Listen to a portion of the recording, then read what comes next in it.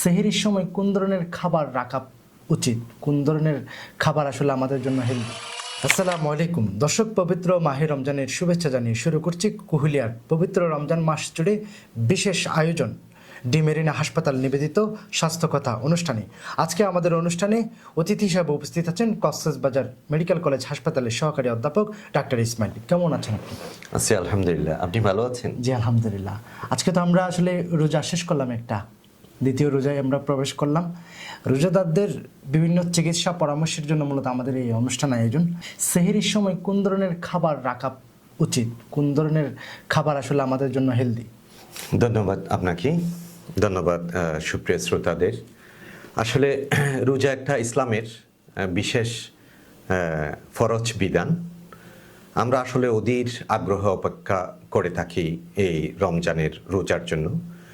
রোজা যেহেতু আমরা সেহরি দিয়ে শুরু করে ইফতার দিয়ে রোজা আমরা সমাপ্ত করি, দীর্ঘ একটা উপবাস বা ফাস্টিংয়ের ব্যাপার এখানে চলে আসে।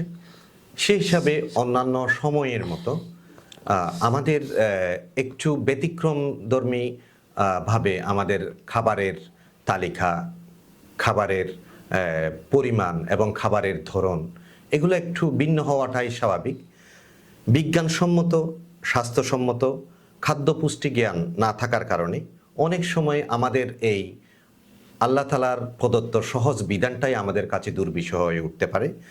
সেই হিসাবে আমাদের রোজা শুরুতে আমরা যেহেতু সেহরি দিয়ে শুরু করি, তো সেহরিটা এমন খাদ্যের মধ্যে আমাদের এমন খাবার রাখা উচিত যেটা সারা দিন দীর্ঘ সময় ধরে শক্তি দিয়ে থাকে, পানি শূন্যতা কমিয়ে রাখে এবং সহজ পাচ্য অথবা সহজভাবে হজম হয়। এই ধরনের খাদ্য, এই তিন ধরনের মূলনীতির উপর ভিত্তি করে আমাদের খাদ্যের তালিকাগুলো তৈরি করা উচিত সেহরিতে।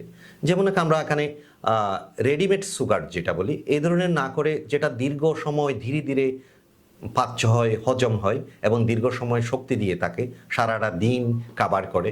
যেমন জটিল শর্করা, আমরা কমপ্লেক্স কার্বোহাইড্রেট বলি, কমপ্লেক্স সুগার বলি, এগুলো আমরা খেতে পারি। যেমন নাকি আমরা সাধারণত লাল চালের ভাত খেতে পারি, হ্যাঁ, আটার রুটি খেতে পারি, এই সমস্ত খাবার।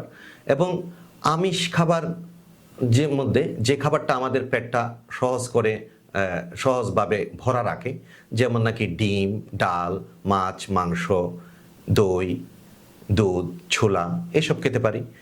অনুরূপভাবে খাদ্য শক্তি প্রদানের জন্য অল্প খাবার, স্বাস্থ্যসম্মত চর্বি, স্নেহজ খাবার, এসব আমরা যেমন নাকি ভোজ্য তেল, মাখন, বাদাম এসব নিতে পারি। এবং সর্বশেষ আঁশ জাতীয় খাবার, যেগুলো আমাদের পেটকে ভরা রাখে এবং সহজে সারাটা দিন পেটের মধ্যে স্বস্তি যোগায় এবং হজমের সহজ করে। যেমন নাকি আমরা শসা, সালাদ, ফলমূল, শাকসবজি এসব খাবার নিতে পারি। এবং সর্বোপরি আমাদের অবশ্যই প্রচুর পরিমাণ দর্শক শ্রোতা পর্যাপ্ত পানি গ্রহণ করা উচিত। কারণ পুরাটা দিন আমরা আসলে উপবাস থাকবো, কোনো খাবার, কোনো পানীয় নিতে পারবো না। সেজন্য দৈনিক কমপক্ষে 1.5 লিটার খাবার, পানীয় আমাদের গ্রহণ করা উচিত। জি ধন্যবাদ আপনাকে। দর্শক, আমরা শুনছিলাম পবিত্র মাহে রমজান উপলক্ষে কুহুলিয়ার মাসব্যাপী বিশেষ আয়োজন ডি মেরিনা স্বাস্থ্য কথা অনুষ্ঠানের প্রথম পর্বে আপনারা শুনলেন যে সেহরির সময় কোন ধরনের খাবার রাখা প্রয়োজন, সে বিষয়টি তিনি জানাচ্ছিলেন। আমরা আগামী পর্বে আপনাদের সাথে দেখা হবে। আবারও বিদায় নিচ্ছি আজকের মতন। আল্লাহ হাফিজ। ধন্যবাদ সবাইকে এবং দর্শক শ্রোতা আপনাকেও ধন্যবাদ।